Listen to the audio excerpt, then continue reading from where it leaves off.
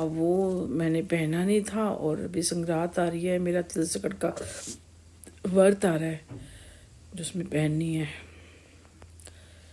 तो देखो अब मिलता है कि नहीं मिलता सामान ना। अब मैं सोचने को जाती तो मुझे पता हो, जैसे मैंने ब्लैंकेट के लिए देने थे तो मैं सोची सूरजनगर हो, इधर तो 100 रुपये के मिल रहे हैं ना, वहाँ अच्छे मिल जाते हैं सूरजनगर, 20-20 25-25 रुपये में बेच है। वो तो पुराने हैं खैर ना। तो मैंने कहा इनको तो ला के दे देती, तो लेते ही हैं ना। तो अब जाना नहीं होगा, एक तो काम का ही पहले हमारा 1 महीने का बड़ा नुकसान हो गया।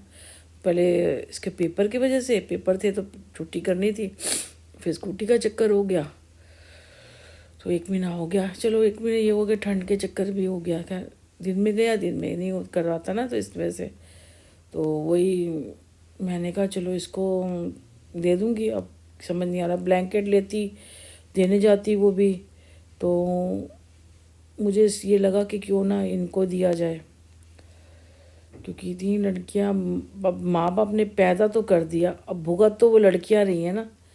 एक बड़ी लड़की तो पूरा काम करती है, उसकी माँ जब काम जाती है, और छोटी वाली बहन को भी वो संभालती है जो गोद में है।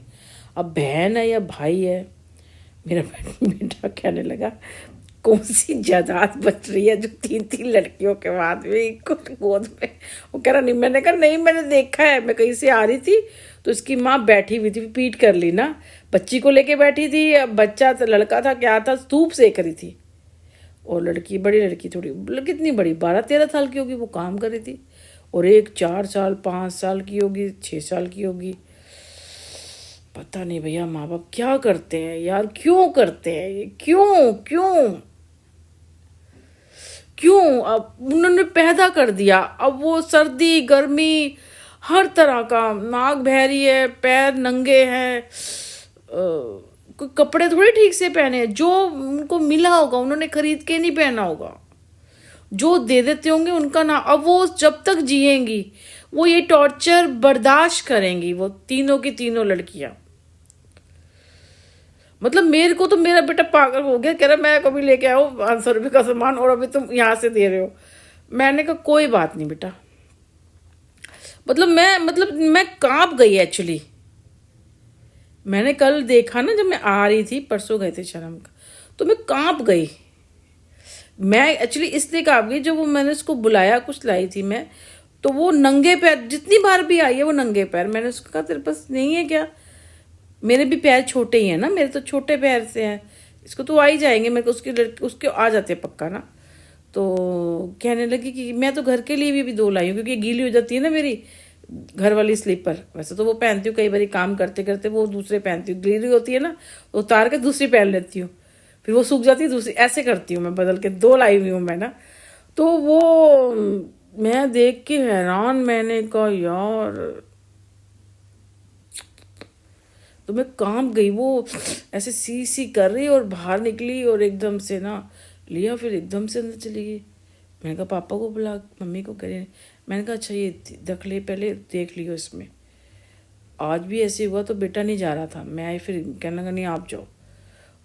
वो सामान इतना था कि काफ़ी सारा था, मैं नहीं उठा सकती थी, बेटा उठा के गया है, लिफ्ट थी, क्योंकि बड़े वाले में भी था वो, कुछ घर का सामान था, कुछ बर्तन, कुछ ऐसे था, और बाजार से था, मतलब काफ़ी, मतलब था कि काफ़ी, मतलब काफ़ी था। वो बड़ी वाली जो आती है ना, बड़ी वाली जो हम पैकिंग में लाते हैं, वो अलग से थी, 2 थैलियाँ अलग से थी।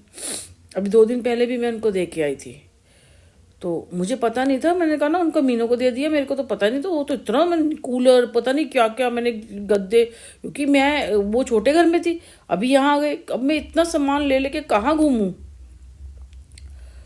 तो उस बच्ची ने, उसकी हाइट कितनी बताऊं मैं, और सिर्फ वो आई, मैंने आवाज़ लगाई तो आई, और उसके बाद उसने फटाफट बेटे से, उसे कुछ नहीं बोला, नहीं कुछ नहीं, बेटे के हाथ से लिया, और उसने वो सारा सामान उठा लिया, बेटे से भी नहीं उठाया जा रहा था।